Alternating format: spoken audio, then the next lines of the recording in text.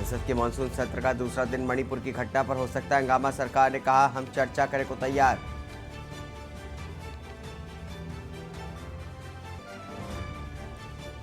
NDA के 2024 में hat trick तैयारी। 338 सांसदों के बनाए 10 ग्रुप। पीएम मोदी खुद रोजाना लेंगे फीडबैक।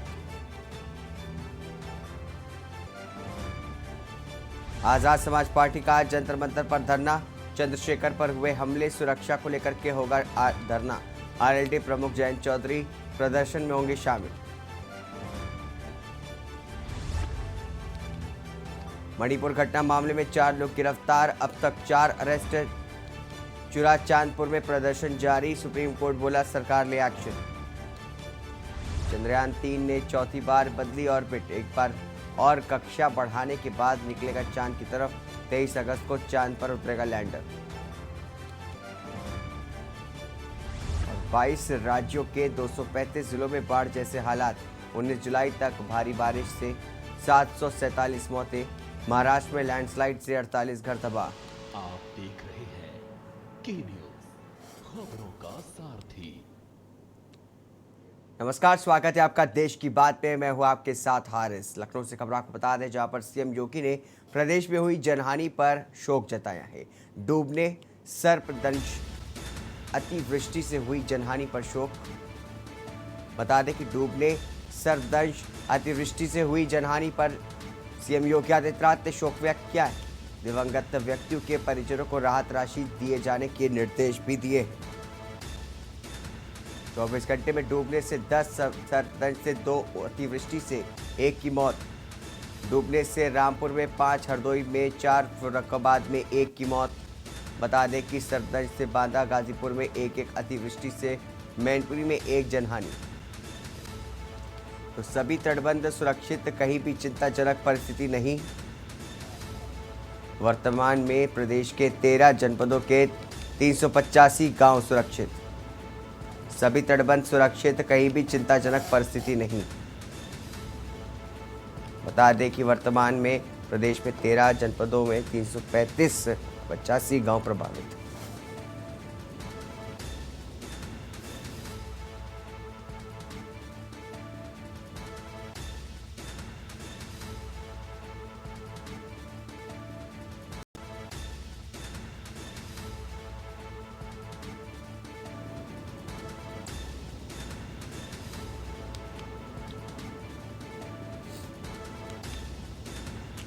तो दिवंगत व्यक्तियों के परिजनों को राहत राशि दिए जाने के निर्देश। 24 घंटे में डूबने से 10, सर्पदंश से 2, अतिवृष्टि से 1 जनहानि। आपको बता दें कि डूबने से रामपुर में 5, हरदोई में 4 और फर्रुखाबाद में 1 की मौत। सर्पदंश से बांदा, गाजीपुर में 1, अतिवृष्टि से मैनपुरी में 1 जनहानि।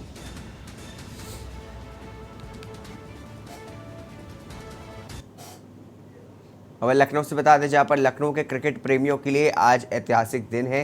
तीसरी बार राजधानी आएगी वर्ल्ड कप की ट्रॉफी। तो लखनऊ के क्रिकेट प्रेमियों के लिए आज का दिन काफ़ी ऐतिहासिक है, क्योंकि आज तीसरी बार राजधानी में आएगी आईसीसी टूर्नामेंट की वनडे वर्ल्ड कप ट्रॉफी। 2003-2010 के बाद अब 2023 वर्ल्ड कप के लिए आएगी ट्रॉफी। कान्हा स्टेडियम में प्रदर्शन किया जाएगा ट्रॉफी का। कान्हा स्टेडियम में किया जाएगा ट्रॉफी का प्रदर्शन।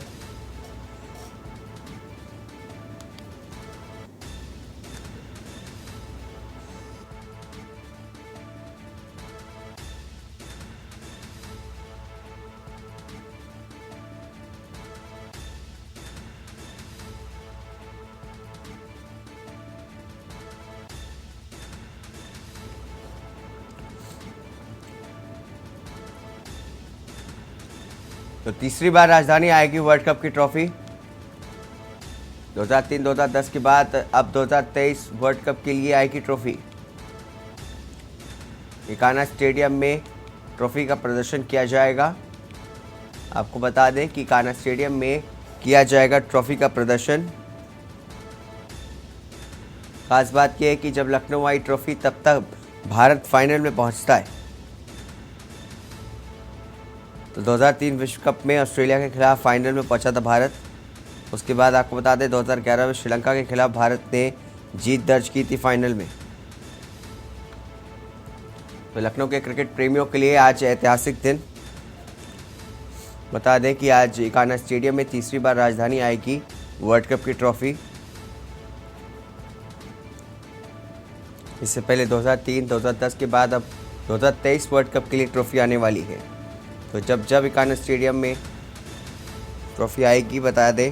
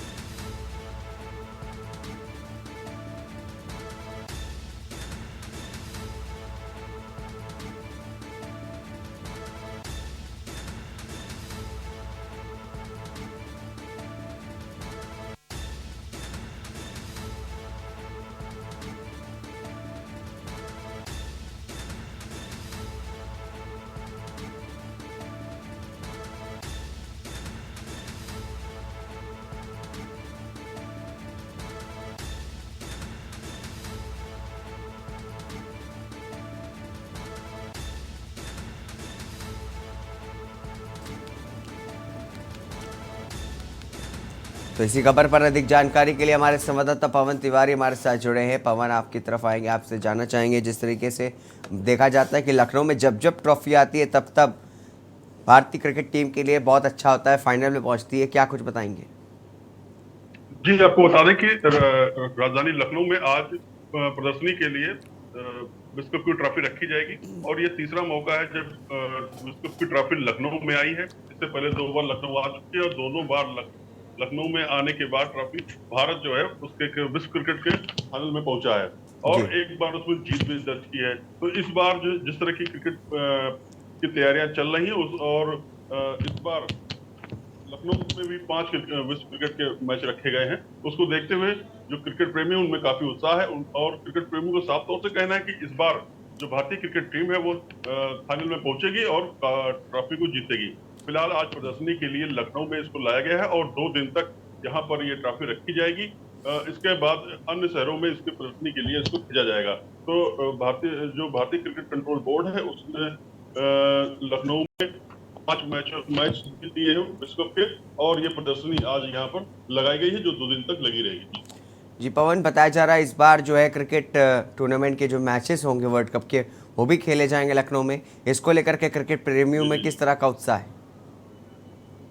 जी, आपको बता दें कि जो राजधानी लखनऊ है, क्रिकेट प्रेमी यहाँ पर क्रिकेट के दीवाने हैं।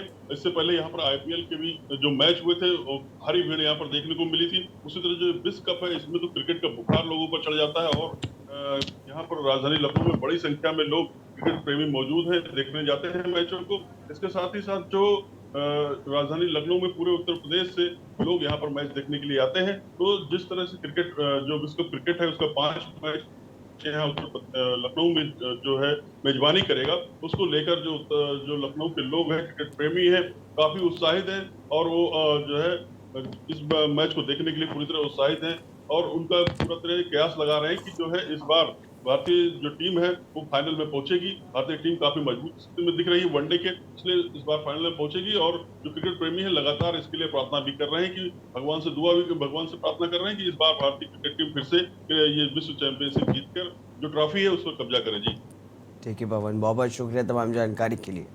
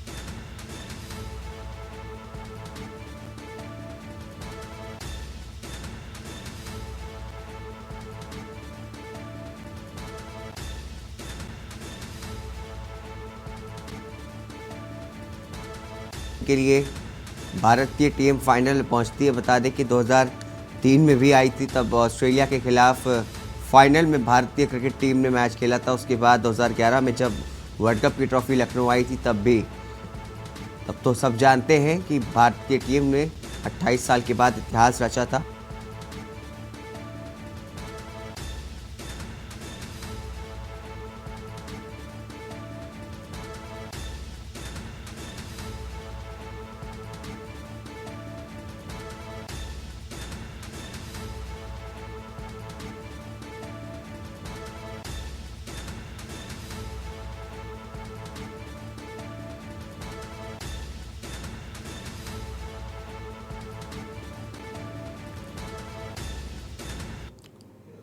रुकेंगे छोटे से ब्रेक के लिए, ब्रेक के बाद जल्द हाजिर होंगे।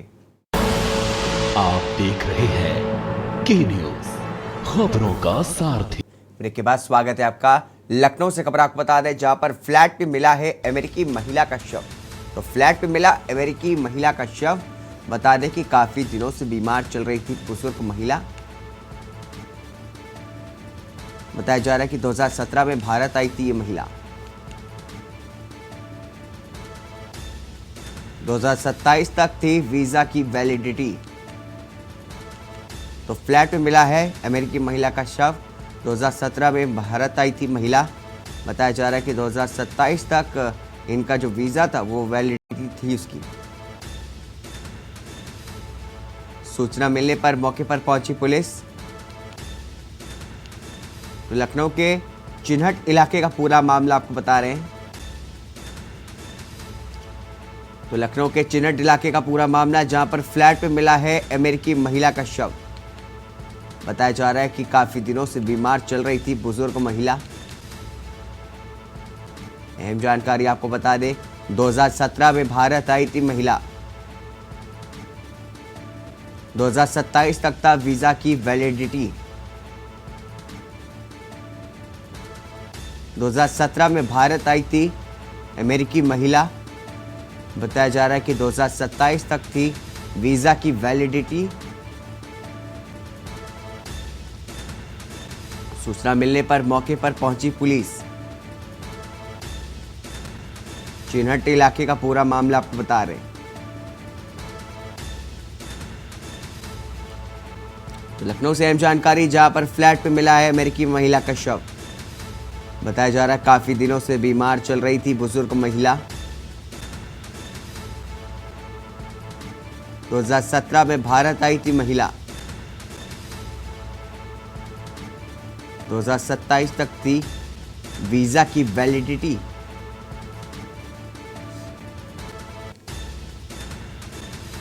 तो 2017 में भारत आई अमेरिकी महिला का शव फ्लैट में मिला है। बताया जा रहा है कि 2027 तक थी वीजा की वैलिडिटी। सूचना मिलने पर मौके पर पहुंची पुलिस। चिन्हट इलाके का पूरा मामला आपको बता रहे हैं। बताया जा रहा है कि काफी लंबे समय से बीमार चल रही थी बुजुर्ग महिला। तो फ्लैट में मिला है अमेरिकी महिला का शव।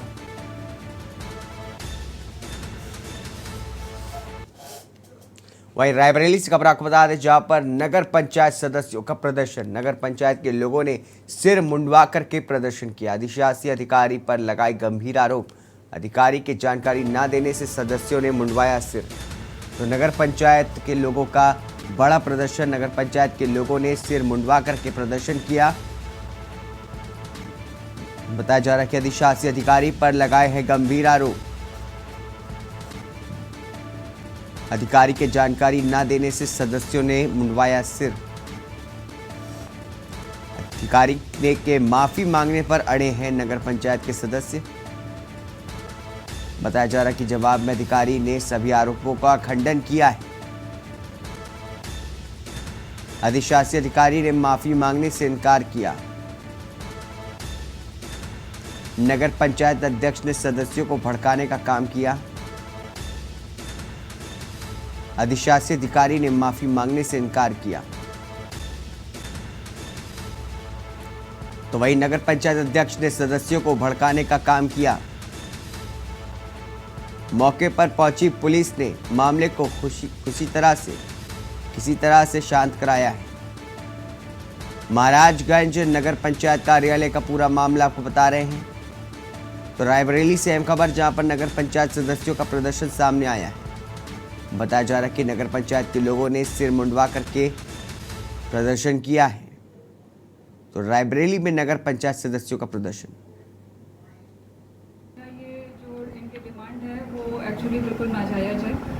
अभी इस टाइम पे जो करेंटली जो धरना हो रहा है वो तो इसलिए हो रहा है क्योंकि मैंने ऑफिस बोर्ड पे ये लिखवा दिया है कि सभागार कक्ष में मेरे केवल निर्वाचित सदस्य ही मतलब अलाउ हैं, और बाकी और जो उनके प्रतिनिधि आते हैं या और कोई बाहरी जो है वो उसके लिए हमने अलाउ नहीं किया है। तो ये लोग इस वजह से मतलब हम पे वो कर रहे हैं। और लेकिन बात इससे पहले मतलब बहुत सारी इनकी डिमांड्स थी जो कि बिल्कुल इलीगल थी, जो कि हम नहीं कर सकते हैं। तो उन डिमांड्स के लिए ये हमसे लड़ रहे थे और काफ़ी दिनों से ये चीज़ें हो रही हैं। कुछ टेंडर की कॉपी इनको चाहिए थी, ई टेंडर की कॉपी। तो हमने इनसे बात किया कि मतलब ठीक है आप बताइए।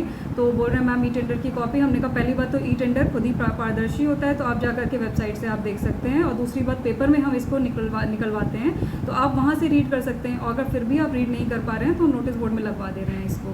तो नोटिस बोर्ड पे हमने उसको पेस्ट करवाया है, और जिसको भी जो इन्फॉर्मेशन चाहिए वो वहाँ से ले सकता है। लेकिन फिर उस दिन इन लोगों का मूड ऐसा था कि आए हैं पूरा मतलब एकदम एग्रेसिव मूड में आए हैं और बैठे हुए हैं। उनमें से एक अमित त्रिपाठी हैं जो कि प्रतिनिधि हैं। उनकी माताश्री उषा त्रिपाठी हैं मतलब सभासद, और उनके प्रतिनिधि के तौर पे ये आते हैं। और ये हमेशा इससे पहले भी कई बार ये ऑफिस में ड्रिंक करके आए हुए हैं, और हमने नोटिस किया है। लेकिन हमने इनको उस टाइम पे कुछ बोला नहीं क्योंकि इनका जो लहजा था उस टाइम पे ठीक था। लेकिन उस दिन परसों के जब बात हुई तो इनका लहजा बहुत मतलब ऊंचे आवाज़ में ये बात कर रहे थे हमसे। रुकेंगे छोटे से ब्रेक के लिए, ब्रेक के बाद जल्द हाजिर होंगे। आप देख रहे हैं के न्यूज, खबरों का सारथी। ब्रेक के बाद स्वागत है आपका। बुलंदशहर से खबर आपको बता दें, जहां पर NH-34 पर स्टील से भरे ट्रक में आग लगी। बताया जा रहा है कि NH-34 पर स्टील से भरे ट्रक में लगी आग। बता दें कि परिचालक ने कूद करके अपनी जान बचाई। वहीं बताया जा रहा है कि दमकल कर्मियों ने आग पर किसी तरह काबू पाया। बताया जा रहा है टाटा जमशेदपुर से सोनीपत जा रहा था ट्रक। पूरा मामला बुलंदशहर के थाना खुर्जा देहात क्षेत्र का बताया जा रहा है। अहम जानकारी बुलंदशहर से बता दें, जहां पर दमकल कर्मियों ने आग पर काबू पाया है। बताया जा रहा है कि स्टील के ट्रक में लगी आग। टाटा जमशेदपुर से सोनीपत जा रहा था ट्रक। बुलंदशहर के थाना खुर्जा देहात क्षेत्र का मामला। तो बुलंदशहर से खबर, जहां पर NH-34 पर स्टील से भरे ट्रक में लगी आग। बता दें कि चालक परिचालक ने कूद करके बचाई जान। दमकल कर्मियों ने आग पर पाया काबू। टाटा जमशेदपुर से सोनीपत जा रहा था ट्रक। चालक परिचालक ने कूद करके बचाई जान। दमकल कर्मियों ने आग पर पाया काबू। खबर अयोध्या से, जहां पर डिप्टी CM केशव प्रसाद मौर्य का कल अयोध्या दौरा है। बता दें कि अयोध्या से खबर, जहां पर डिप्टी CM केशव प्रसाद मौर्य का कल अयोध्या दौरा। बताया जा रहा है कि 11 बजे तक अयोध्या पहुंचेंगे डिप्टी CM। बता दें कि पुलिस लाइन में उतरेगा उनका हेलीकॉप्टर। तो केशव प्रसाद मौर्य का हेलीकॉप्टर कल 11 बजे पहुंचेगा अयोध्या। सर्किट हाउस में भाजपा पदाधिकारियों से करेंगे मुलाकात। पुलिस लाइन में उतरेगा हेलीकॉप्टर।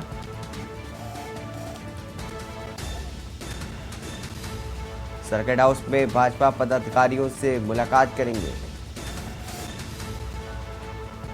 अवध विश्वविद्यालय में आयोजित कार्यक्रम में शिरकत करेंगे।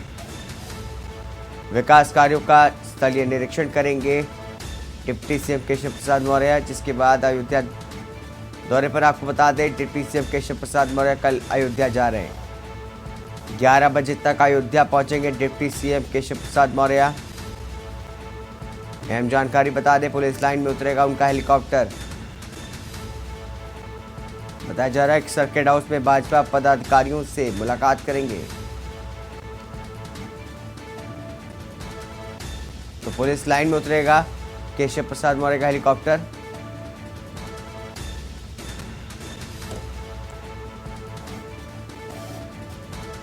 अवध विश्वविद्यालय में आयोजित कार्यक्रम में करेंगे शिरकत।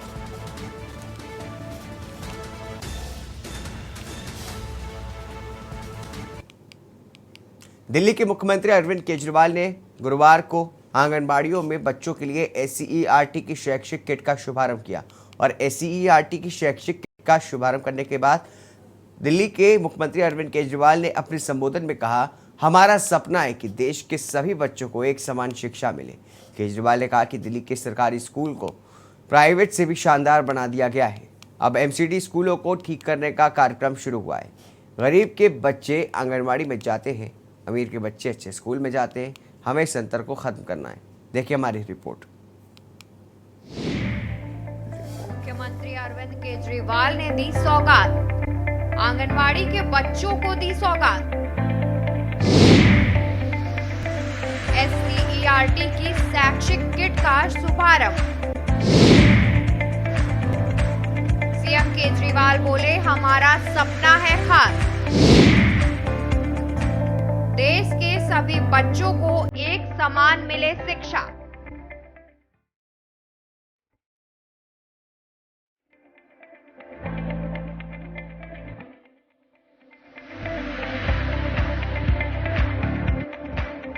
दिल्ली के मुख्यमंत्री अरविंद केजरीवाल ने गुरुवार को आंगनबाड़ियों में बच्चों के लिए SCERT की शैक्षिक किट का शुभारंभ किया और मुख्यमंत्री केजरीवाल ने अपने संबोधन में कहा कि हमारा सपना है कि देश के सभी बच्चों को एक समान शिक्षा मिले।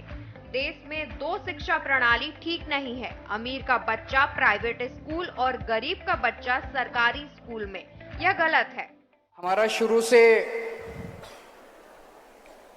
एक हमारा ऑब्जेक्टिव रहा है, सपना रहा है कि इस देश के हर बच्चे को समान शिक्षा मिलनी चाहिए, चाहे वो अमीर का बच्चा हो चाहे गरीब का बच्चा हो। अभी तक हमारे देश में दो तरह की शिक्षा प्रणाली चलती थी। अमीरों के बच्चे प्राइवेट स्कूल में जाते थे, गरीबों के बच्चे सरकारी स्कूलों में जाते थे। सरकारी स्कूलों में पढ़ाई खराब होती थी, सो बड़ा होके गरीब का बच्चा गरीब बनता था, अमीर का बच्चा अमीर बनता था और ये खाई दोनों के बीच में बढ़ती जाती थी। तो दिल्ली में जब हमारी सरकार बनी, दिल्ली सरकार के जितने भी स्कूल थे वो सारे स्कूल हमने शानदार बनाए और उनमें शिक्षा का स्तर हमने अच्छा किया।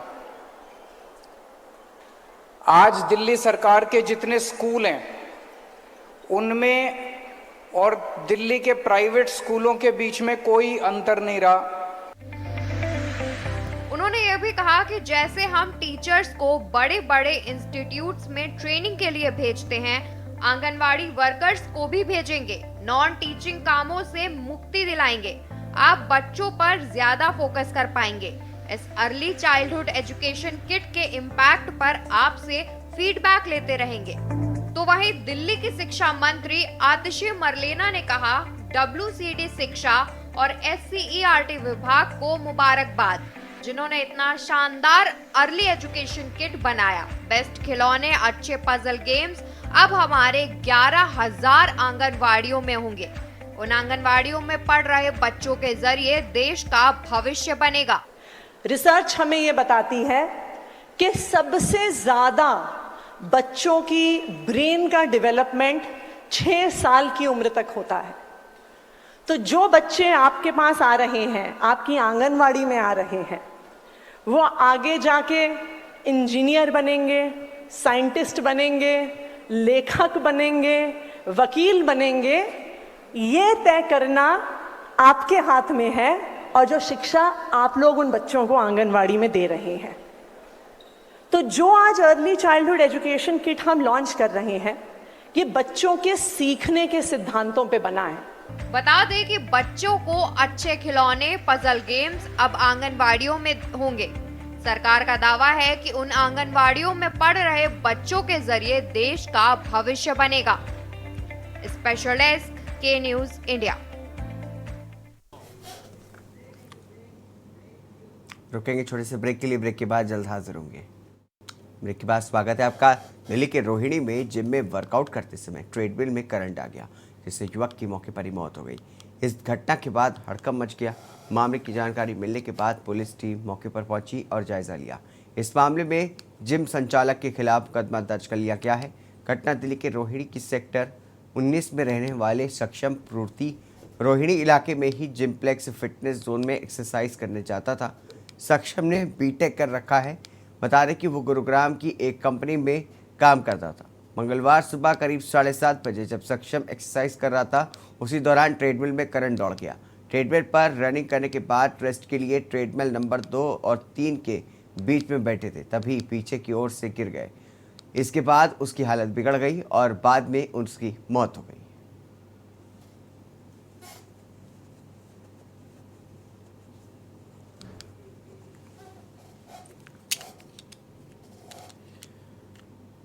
गुरदासपुर के सीमावर्ती हलका डेरा बाबा नानक की सीमा से सटी रावी नदी इस समय पानी के कारण पूरे उफान पर आ रही है।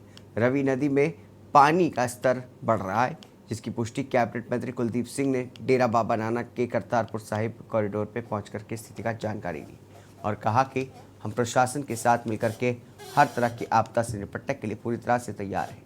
हम पल पल की जानकारी ले रहे हैं। सुबह से पता चला कि उज में 3 लाख क्यूसेक पानी छोड़ा गया है, जिसका पानी रवि के लिए जरिए निकलना है। सरकारी अधिकारियों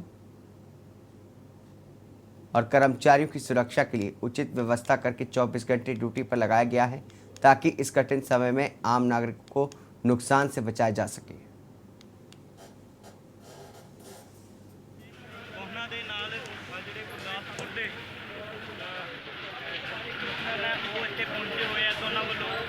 ਦਾ ਜਾਇਜ਼ਾ ਲਿੱਤਾ ਜਾ ਰਿਹਾ ਹੈ ਕਿ ਜੋ ਪਾਣੀ ਇੱਥੇ ਪਹੁੰਚਿਆ ਹੈ, ਜੋ ਪਾਕਿਸਤਾਨ ਦੀ ਸਰਹੱਦ ਦੇ ਉੱਪਰ ਪਾਣੀ ਇਹ ਪਹੁੰਚਿਆ ਹੈ ਤੇ ਹਰ ਸਾਲ ਹੀ ਇੱਥੇ ਆਉਂਦਾ ਹੈ ਜਾਂ ਕਿਸ ਤਰੀਕੇ ਨਾਲ ਇਹ ਪਾਣੀ ਇੱਥੇ ਆਇਆ ਹੈ, ਤਾਂ ਅੱਗੋਂ ਇਸ ਦਾ ਕਿਸ ਤਰੀਕੇ ਨਾਲ ਬਚਾਅ ਕੀਤਾ ਜਾਵੇਗਾ, ਤਾਂ ਇਸ ਬਾਰੇ ਜਿਹੜਾ ਹੈ ਉਹ ਗੱਲਬਾਤ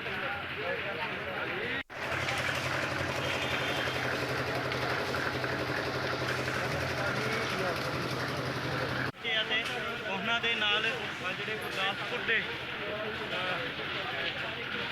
ਉਹ ਇੱਥੇ ਪਹੁੰਚੇ ਹੋਏ ਆ, ਤਾਂ ਉਹਨਾਂ ਵੱਲੋਂ ਹਾਲਾਤਾਂ ਦਾ ਜਾਇਜ਼ਾ ਲਿੱਤਾ ਜਾ ਰਿਹਾ ਹੈ ਕਿ ਜੋ ਪਾਣੀ ਇੱਥੇ ਪਹੁੰਚਿਆ ਹੈ, ਜੋ ਪਾਕਿਸਤਾਨ ਦੀ ਸਰਹੱਦ ਦੇ ਉੱਪਰ ਪਾਣੀ ਇਹ ਪਹੁੰਚਿਆ ਹੈ ਤੇ ਹਰ ਸਾਲ ਹੀ ਇੱਥੇ ਆਉਂਦਾ ਹੈ ਜਾਂ ਕਿਸ ਤਰੀਕੇ ਨਾਲ ਇਹ ਪਾਣੀ ਇੱਥੇ ਆਇਆ ਹੈ, ਤਾਂ ਅੱਗੋਂ ਇਸ ਦਾ ਕਿਸ ਤਰੀਕੇ ਨਾਲ ਬਚਾਅ ਕੀਤਾ ਜਾਵੇਗਾ, ਤਾਂ ਇਸ ਬਾਰੇ ਜਿਹੜਾ ਹੈ ਉਹ ਗੱਲਬਾਤ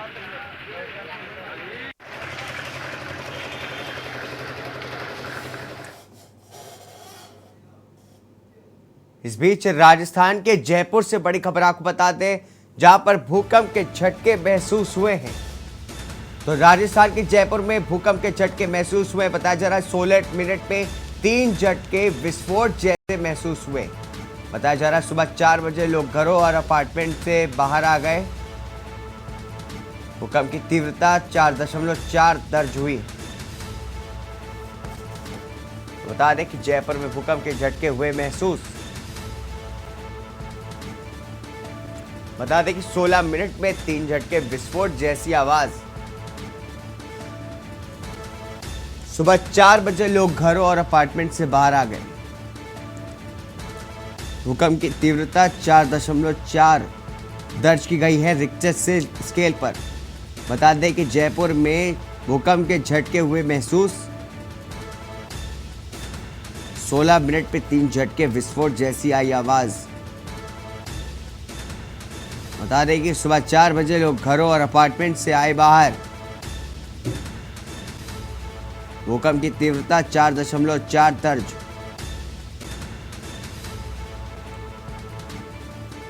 जयपुर में भूकंप के झटके हुए महसूस। बताया जा रहा है 16 मिनट पे 3 झटके विस्फोट जैसी आवाज। सुबह 4 बजे लोग घरों से और अपार्टमेंट से बाहर आ गए। तो रिक्टर स्केल पर भूकंप की तीव्रता 4.4 दर्ज हुई है। तो जयपुर में भूकंप के झटके महसूस हुए हैं। बताया जा रहा है कि 16 मिनट में 3 बार झटके महसूस हुए और साथ ही साथ विस्फोट जैसी आवाज भी आई। सुबह 4 बजे लोग घरों और अपार्टमेंट से बाहर आ गए। भूकंप की तीव्रता 4.4 दर्ज हुई है रिक्टर स्केल पर।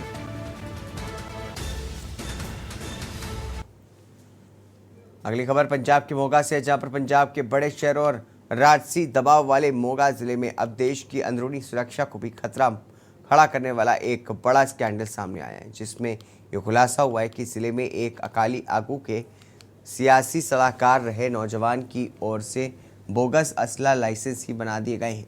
और जब ये खुलासा सामने आया तो पुलिस के होश उड़ गए। डीएसपी निहाल सिंह मंजीव सिंह की अगुवाई में जांच कमेटी बना दी गई है। इस खुलासे का पर्दाफाश तब हुआ जब एक असलह लाइसेंस धारक ने अपना असलह लाइसेंस को रिन्यूअल करने के लिए दिया था। मामले में 2 लोगों को हिरासत में लिया गया है।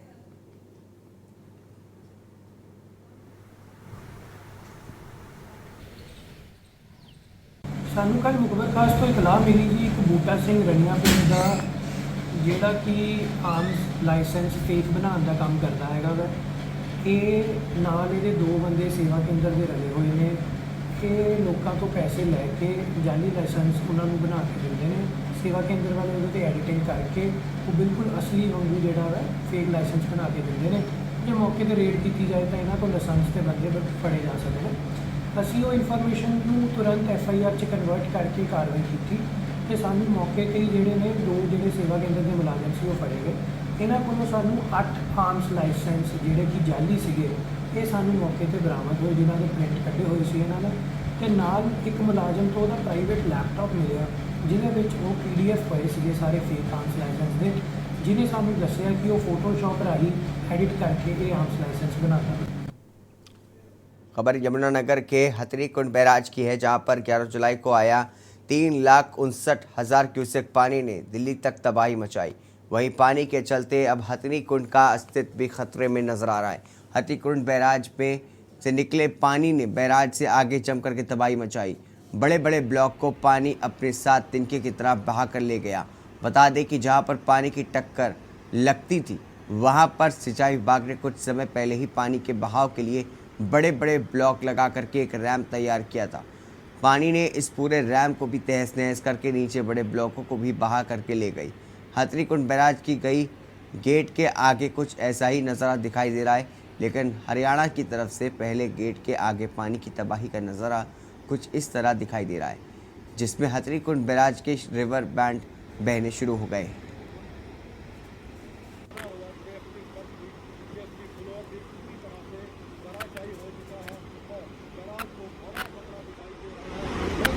पत्थर यहीं से उठाया जा रहा है, ये क्यों उठाया जा रहा है? आप इसके बारे में मेरे को नहीं मालूम है।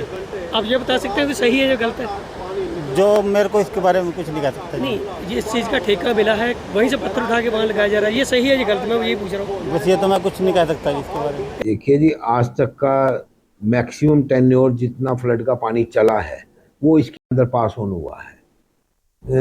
1 लाख क्यूसिक से ऊपर लगातार 97 आवर्स पानी पास हुआ, और उसके बावजूद भी पानी कंटिन्यू अब भी 4-5 दिनों से 50,000 क्यूसिक, 40,000, 60,000 क्यूसिक इतना रिवर यमुना के अंदर पास ऑन हो रहा है।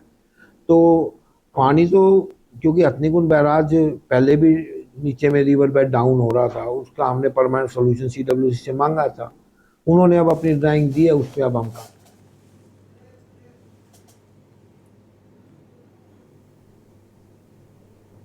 रुकेंगे छोटे से ब्रेक के लिए। ब्रेक के बाद जल्द हाजिर होंगे। आप देख रहे हैं के न्यूज, खबरों का सारथी। ब्रेक के बाद स्वागत है आपका। बता दें कि फतेहाबाद में नेशनल हाईवे 9 की एक साइड पर पहुंचा बाढ़ का पानी। ट्रैफिक को डाइवर्ट करके हाईवे को वन वे किया गया और अलर्ट जारी हुआ। बताया जा रहा है कि हालात इतने खराब हुए कि खुद डीसी मिट्टी के बैग उठा करके काम से मजदूरों का हाथ बटा रही हैं। डीसी डॉक्टर मनदीप कौर ने कहा कि इस समय सभी को मिलजुल करके बाढ़ के हालात से लड़ने की ज़रूरत है। प्रशासन ने आबादी को बचाने के लिए जी जान लगाई हुई है। अभी तक हम कामयाब हैं कि कहीं पर भी आबादी में पानी नहीं गया है और कहीं पर भी जानी नुकसान नहीं हुआ है। डीसी द्वारा खुद मजदूरों की हेल्प करने को लेकर के पूछे गए सवाल के जवाब में डीसी ने कहा कि सभी को मिलजुल करके सहयोग करेंगे तभी हम आपदा का सामना कर पाएंगे, और भी तब तक सफल भी इसी वजह से रह पाए।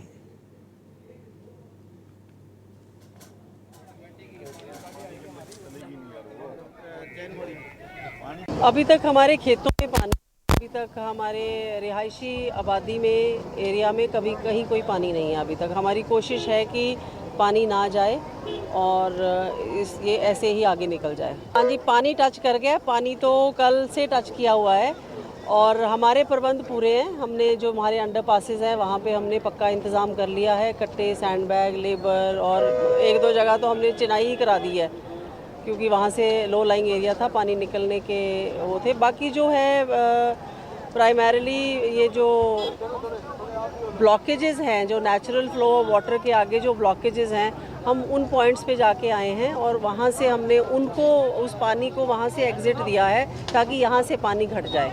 जी, हमारे जितने भी सेंसिटिव लोकेशंस हैं उस पर हमने डिप्लॉयमेंट करी हुई है ताकि वहाँ पे कोई क्लैश ना हो लोगों का और लोगों की सेफ्टी भी बनी रहे। जैसे कि आप लोगों ने भी कल ऑब्जर्व किया होगा कि काफ़ी लोग हैं जो बाढ़ के पानी को देखने के लिए, सेल्फी बनाने के लिए आ रहे हैं, तो उनकी भी सेफ्टी को ध्यान में रखते हुए वहाँ पे भी सारी पेट्रोलिंग हमने लगा दी है।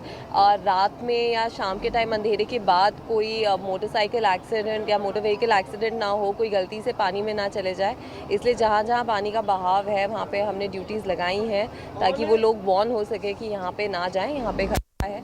इसके साथ साथ जहाँ पे भी आवश्यकता है, आवश्यकता अनुसार पुलिस की मूवमेंट हमने रखी है, मोबाइल पार्टीज रखी हैं ताकि जहाँ पे भी आवश्यकता होती है वहाँ पे जल्दी से जल्दी पुलिस फोर्स पहुँच सके।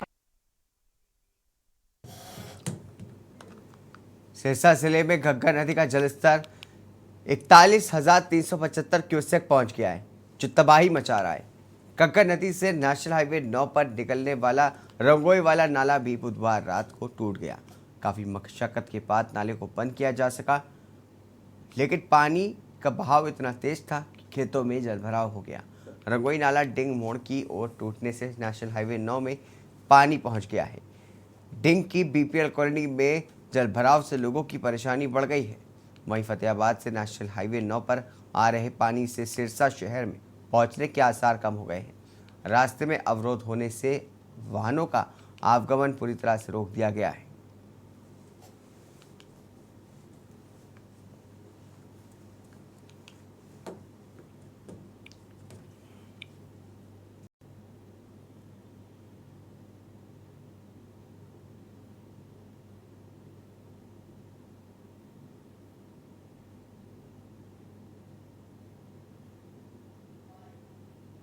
हालात में बहुत खतरा है जी। हमारे ये जो है ना, ये 5-6 गाँव है जी, इनको डूबने का खतरा है जी, बहुत खतरा है क्योंकि पानी पीछे बहुत है। हमारा सैफन है जो छोटा है जी, आगे उसको जो पानी निकालते ना वो नीचा है जी। हमारे बार बार हमने रिक्वेस्ट करी जी प्रशासन से भी, इसको अगर तोड़ाया जाए तभी हमारे समस्या का समाधान हो सकता है। तो आगे क्या है जी, पानी पीछे बहुत है जी, तो हम तो बार बार यही बेनती करते हैं कि हमारी सुनाई जाए, हमारे बाल बच्चों की सबकी देख रेख की जाए। देखिए, रंगोई जो है नहर लगातार पीछे से जिस प्रकार से पानी का प्रेशर पड़ रहा है, तो सिरसा जिला में एंटर करते ही ये पानी यहाँ से कल रात को भी टूटा है, अभी भी टूटा है। और यहाँ जो पोकलैन दे रखी थी, जो जेसीबी दे रखी थी, दोनों खराब खड़ी है, आपने देखा होगा, दोनों खराब खड़ी है। और बार बार प्रशासन से रिक्वेस्ट करने के बावजूद यहाँ पे पोकलैन नहीं पहुँची। उसके बावजूद अफसर है वो दूर छाँव में बैठे हैं, उसके बावजूद हमने खुद जाके खबर सिरसा से, जहां पर बिजली एवं अक्षय ऊर्जा मंत्री रणजीत सिंह ने बाढ़ संभावित क्षेत्रों का दौरा किया। उन्होंने कहा कि रिकॉर्ड बारिश के चलते सिरसा और फतेहाबाद में भी बाढ़ संभावना को देखते हुए पुख्ता इंतजाम प्रशासन ने किए हैं ताकि किसी भी हालत में पानी शहर तक ना आ सके। स्थिति से निपटने के लिए प्रशासन ने दिन रात मेहनत कर रहा है। लोगों को घबराने की जरूरत नहीं है, स्थिति पूरी तरह से नियंत्रण में है।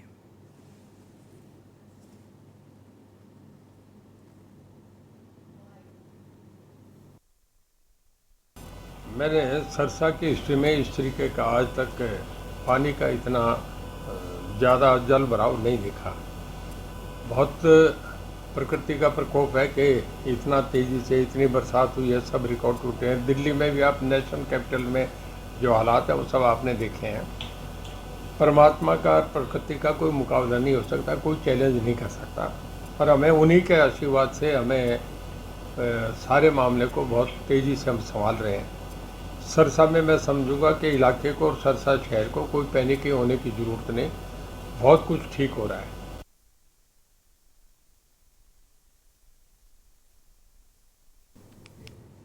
सीएम फ्लाइंग की टीम ने तेजली स्टेडियम के पास चल रहे राधे फूड्स नमकीन फैक्ट्री पर छापा मारा।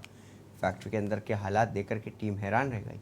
अंदर सड़े आलू के कट्टों का ढेर लगा था, जिनसे बदबू भी आ रही थी। इन्हीं खराब आलू के चिप्स बनाए जा रहे थे। ये लापरवाही यही ख़त्म नहीं हुई, बल्कि फैक्ट्री के अंदर विभिन्न नामी कंपनियों के खाली पैकेट भी मिले। इनमें फैक्ट्री में तैयार नमकीन भर करके बेची जा रही थी। कई घंटे तक सीएम फ्लाइंग की रेड चली इस दौरान फूड इंस्पेक्टर प्रेम सिंह और उनकी टीम ने फैक्ट्री में बन रहे खाद्य पदार्थों की सैंपल भी लिए।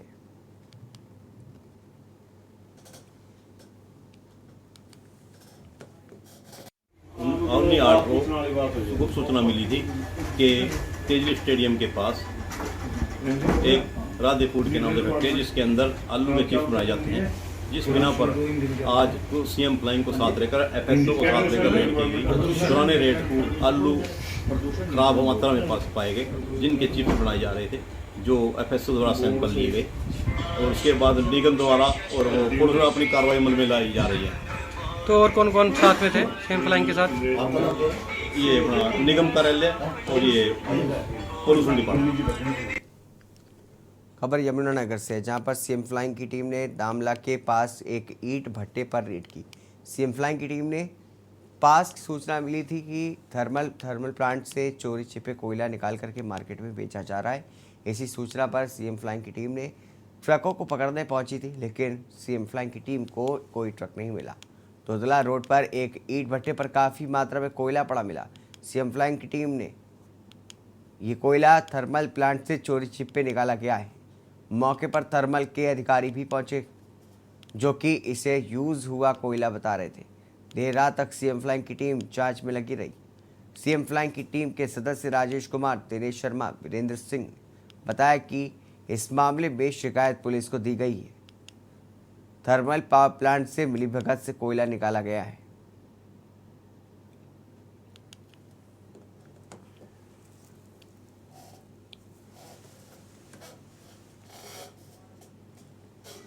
कल सीएम फ्लाइंग स्क्वाड ने अम्बे ब्रिक्स कंपनी भट्टा दूधला पर जाकर रेड की गई, जहां पर काफ़ी मात्रा में जो कोयला था वो बरामद हुआ है, जिसके आधार पर उन्होंने मुकदमा थाना में दर्ज करवा दिया है। अभी इसकी तफ्तीश जारी है और उन्होंने यह आरोप लगाया है कि यह जो कोयला है वो थर्मल पावर प्लांट यमुनानगर से है। तो सर ये पहले भी ये मामला सामने आया कोई, या ये पहली बार ही आया है? कहाँ से आया था ट्रक और सर कहाँ? ये अभी तफ्तीश जारी है, इसके बाद जैसी तफ्तीश पूरी होगी आपको बता देंगे। सर आपने मौके पे, जब आप मौके पे गए तो मौके पे आपने क्या देखा? मैंने मौके पे देखा है, वहाँ पर काफ़ी मात्रा में कोयला पड़ा हुआ था। रुकेंगे छोटे से ब्रेक के लिए। ब्रेक के बाद जल्द हाजिर होंगे। स्वागत है आपका। आईएमटी मनेसर में दुकान पर बैठे युवक पर जानलेवा हमले में 4 आरोपियों को पुलिस ने गिरफ्तार करने में सफलता प्राप्त की है। 18 जुलाई को हुई घटना के बाद से पुलिस आरोपियों की तलाश में लगी थी। पुलिस ने वारदात को अंजाम देने वाले आरोपियों को दिल्ली के पहाड़गंज से गिरफ्तार किया है। आरोपियों की पहचान ओमकार शुक्ला, मोहित कुमार, सौरभ कुमार उर्फ स्टेली व अनिकेत कुमार शुक्ला के रूप में हुई।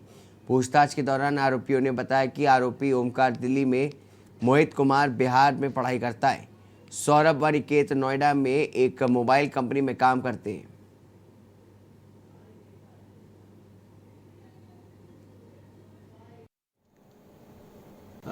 ये रंजिश रखते हुए हत्या की नीयत से दुकान में बैठे एक युवक को, जो आईएमटी सेक्टर 7 पुलिस स्टेशन का एरिया लगता है, उस पर एक वारदात इन्होंने करी है जान से मारने की उस युवक के ऊपर। उस संबंध में जो ये 4 लड़कों को अरेस्ट करा गया है, हमारी जो क्राइम ब्रांच मानेसर है, उनके इंस्पेक्टर ललित की अगुवाई में उन्होंने एक टीम गठित करी।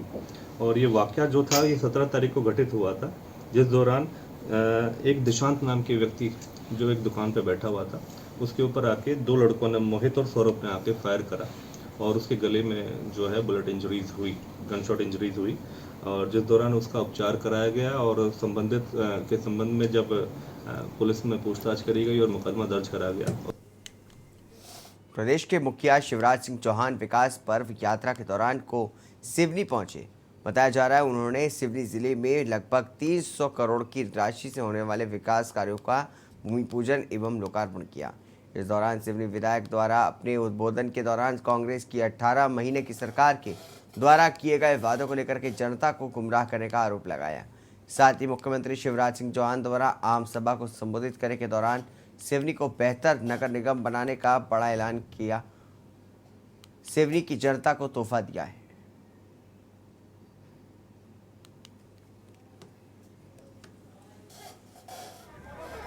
चाहता हूं मेरे बहनों और भाइयों, आप सबको मुझ पर विश्वास है कि नहीं है? जरा जोर से बताओ। मामा पे विश्वास है तो मैं आपको वचन देता हूं कि विश्वास कभी टूटेगा नहीं। और अभी आया हूं तो कुछ और विकास के कामों की चर्चा सिवनी के हमारे विधायक जी, सांसद जी, अध्यक्ष जी, जनप्रतिनिधि और बाकी लोगों ने की है। और इसलिए उनमें से भी, क्योंकि अभी समय कम है, अगली सरकार में कई चीजें हम और पूरी करेंगे, इनमें से भी सिवनी की आबादी कितनी हो गई भैया? हो गई पक्का? तो सिवनी की 2 लाख आवेदन आबादी हो गई तो सिवनी को नगर निगम बना दिया जाएगा। इंदौर में एक मासूम के धर्मांतरण करवाने के बाद उसका कत्ल करवाने का मामला सामने आया था। यहां पर पूरी घटनाक्रम खजराना थाना क्षेत्र के निवासी आरोपी इलियास ने 8 साल के मासूम बच्चे की मां को उसके घर जाते समय बस से उतार कर ले गया था और अपने साथ रखने लगा था। उसकी तरफ बच्चे के पिता ने गुमशुदगी भी रतलाम थाने में दर्ज कराई। जब पुलिस को आरोपी की जानकारी लगी तो पुलिस ने आरोपी इलियास के खिलाफ एफआईआर दर्ज करके उसको गिरफ्तार कर लिया था। जहां बच्चे की मां को भी पुलिस ने आरोपी बनाया और गिरफ्तार कर लिया है। अब पुलिस फर्जी प्रमाण पत्र बनवाने वाले तक की तलाश में है, जिसके खिलाफ पुलिस जल्दी एफआईआर दर्ज करते हुए उसकी गिरफ्तारी करेगी।